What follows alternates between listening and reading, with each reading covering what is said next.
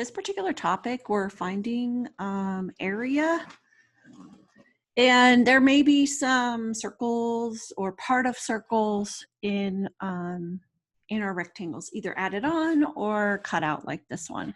So in this example, basically you're doing the area of the rectangle, and then you have to subtract out the area of a half circle.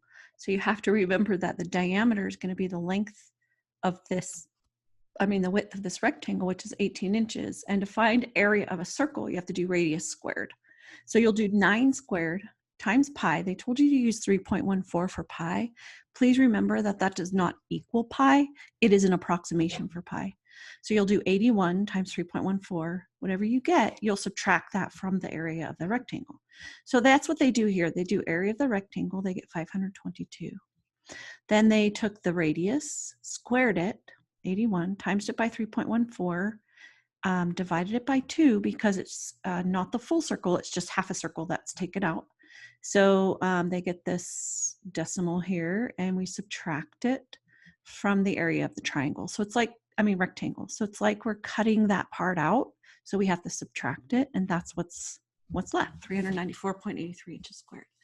So in this case, we are going to be subtracting out 2 halves of a circle, which is the full circle.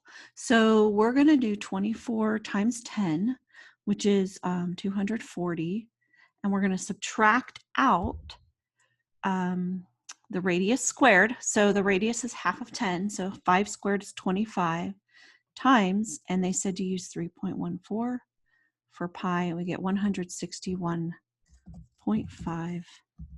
And we need our label. So it should be centimeters squared. And we'll move on to the next one. Okay, now we're going to be adding the area of the circle to this. So we're going to do 62 times 100, and we're going to add. Now we're adding 2 halves. So again, that is 1 whole. So we're not going to have to divide that area of the circle in half. So we take the radius, which is 31.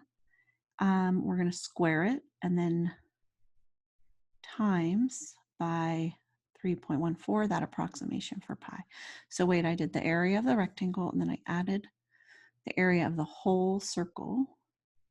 And that's what we're going to type in here. 9217, or 9,217 and 54 hundredths. And then we need our meters squared. So when we do area, we want to square the meters. Okay, and we'll do one more. Now, come on, let's do half a circle here. Yes. Okay, so we're going to do the area of the rectangle, which is 32 times 20.